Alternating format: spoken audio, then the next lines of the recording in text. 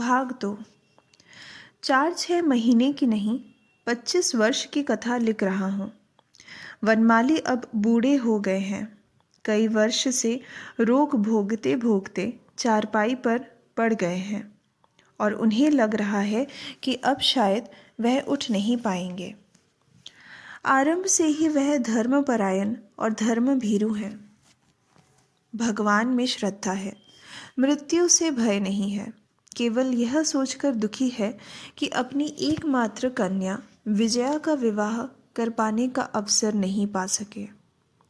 उस दिन तीसरे पहर अचानक विजया का हाथ थामकर बोले, मेरा लड़का नहीं है, इसके लिए मुझे रत्ती भर दुख नहीं है।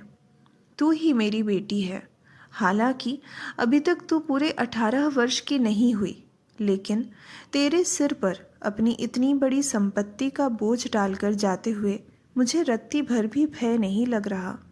तेरी माँ नहीं, भाई नहीं, कोई बूढ़े काका दादा तक नहीं, तो भी मैं अच्छी तरह जानता हूँ कि मेरा सब कुछ सुरक्षित रहेगा।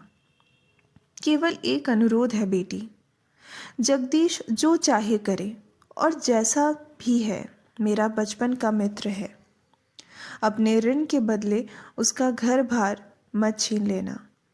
उसके एक लड़का है, मैंने उसे आंखों से देखा तो नहीं, लेकिन सुना है बहुत अच्छा है। बाप के अपराध के लिए उसे निराश्रित मत करना बेटी, यही मेरी अंतिम अनुरोध है। विजया ने रूधे गले से कहा, बापू तुम्हारा आदेश मैं कभी नहीं टालूंगी। जगदीश बाबू जितने दिन जिएंगे उन्हें तुम्हारे समान ही मानूंगी, लेकिन उनके न रहने पर सारी संपत्ति उनके लड़के के लिए बेकार यूं ही क्यों छोड़ दूंगी। उन्हें तुमने भी आंखों से नहीं देखा, मैंने भी नहीं देखा।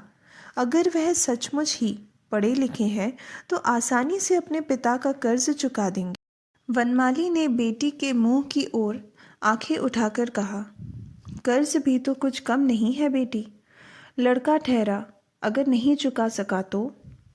बेटी ने उत्तर दिया, जो बाप का कर्ज नहीं चुका सकता वह कुपुत्र है बापू, उसे सहारा देना उचित बात नहीं। वनमाली अपने सुशिक्षित तेजस्विनी बेटी के स्वभाव से परिचित थे, इसलिए उन्होंने अधिक तर्क वितर्क नहीं किया। एक लंबी सांस लेकर बोले, हर कार्य में भगवान को सिर माथे पर रखकर जो कर्तव्य हो वही करना बेटी। मैं कोई विशेष अनुरोध करके तुम्हें बांधकर नहीं जाना चाहता। ये कहकर पल भर चुप रहे। उन्होंने फिर एक लंबी सांस ली और बोले, जानती हो बेटी, यह जगदीश जब वास्तव में मनुष्य कहे जाने योग्य था, तब इसने तेरे पैदा होने से पहले ही तुझे अपने इस लड़के के लिए मांग लिया था। मैंने भी हाँ कर दी थी बेटी। ये कहकर उत्सुकता से देखने लगे।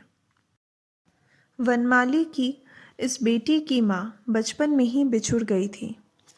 उन्होंने ही पिता माता दोनों का कर्तव्य निभाया था, इसलिए विजया ने पिता से माँ का लाड़ करने में कभी संकोच नहीं किया। बोली, बाबू तुमने केवल मुंह से कहा था, मन से नहीं। क्यों बेटी? मन से कही होती क्या उन्हें एक बार देखना न चाहते? वनमाली ने कहा, राजबिहारी से जब सुना कि लड़का शायद अपनी माँ जैसा ही दुबला पतला है, डॉक्टरों का आशा नहीं कि उसकी उम्र लंबी होगी, तब मैंने उसे निकट पाकर भी कभी बुलाकर देखना नहीं चाहा। वह उस समय कलकत्ता में ही किसी वासे में रहकर बीए में पढ़ रहा था। इसके बाद अपनी बीमारी परेशानी के कारण यह बात फिर सोची ही नहीं, लेकिन अब लग रहा है कि मुझसे भारी भूल हो गई बेटी। फिर भी यह सच है कि उस समय तेरे संबंध में मैंने जगदीश को मन से ही वचन दिया था। कुछ पल रुककर उन्होंने कहा, आज तो सब यही जानते हैं जगदीश नशेबाज, जुआरी और निकम्मा तथा नकारा है, लेकिन एक समय था जगदीश ही हम सब से अच्छा था। विद्या बुद्धि के लिए नहीं कहता बेटी, वह तो अनेक लोगों के पास होती है, लेकिन इस प्रकार प्राण देकर प्रेम करते मैंने और कभी किसी को नहीं देखा, और ये प्रेम ही उसका दुर्भाग्य बना। उसके अनेक दोषों को मैं जानता हूँ, लेकिन अब याद आता है कि स्त्री की मृत्यु हो जाने पर वह शोक से पागल हो गया। तब तेरी माँ की बात याद करके मैं उसे मन ही मन श्रद्धा दिए बिना न रह सका। उसकी पत्नी सती लक्ष्मी थी। उसने मरते समय नरेंद्र को पास बुलाकर केवल इतना ही कहा था, बेटा, यही आशीर्वाद दिए जाती हूँ कि भगवान पर तुम्हारा अडिग विश्वास रहे। सुना है माँ का अंतिम आशीर्वाद निष्फल नहीं गया। नरेंद्र ने इतनी सी उम्र में ही भगवान को माँ के समान ही प्रेम करना सीख लिया है, और जो मनुष्य यह कर सकता है, संसार में उसके लिए और कुछ नहीं रहता बेटी। विजया ने पूछा, तो क्या संसार में यही सबसे बड़ा पाना है बापू? मृत्यु शज्या पर बैठे बूढ़े की सूखी आंखें गीली हो उठी। दोनों हाथ जोड़कर बेटी को सीने पर खींचकर बोला, हाँ, यही सबसे बड़ा पाना है बेटी। संसार के भीतर और संसार के बाहर अखिल ब्रह्मांड में इससे बढ़कर पाना और कुछ नहीं है विजया। तुम स्वयं किसी दिन पा सको या न पा सको, लेकिन जो पा सका है उसी के चरणों में मस्तक रख सको। मरते समय तुम्हें यही आशीर्वाद दिए जाता हूँ बेटी। विजया उस दिन पिता की छाती पर औंधी पड़ी हुई थी। उसे ऐसा लगा जैसे बहुत ही मधुर और उज्जवल दृष्टि से कोई उसके पिता के अंदर से उसके अपने हृदय की गहराइयों तक बड़ी स्नेह से अपलक देख रहा है। इस अपूर्व परम आश्चर्यजनक अनुभूति ने उस दिन पल भर के लिए उसे घेर सा लिया था। वनमाली ने कहा, लड़के का नाम नरेंद्र है। पिता के मुंह से सुना है कि वह डॉक्टर हो गया है, लेकिन डॉक्टरी नहीं करता। अगर इस देश में होता तो एक बार उसे बुलाकर आंखें भरकर देख लेता। विजया ने पूछा, इस समय वह कहाँ है? वनमाली ने बताया, अपनी मामा के पास बर्मा में। इस समय मुझ में जगदीश की सारी बातें सिलसिले से कहने की शक्ति नहीं है। उसके मुंह से एक दो उतरती हुई बातों से मालूम हुआ कि उस लड़के ने अपने माँ के सारे सद्गुण पाए हैं।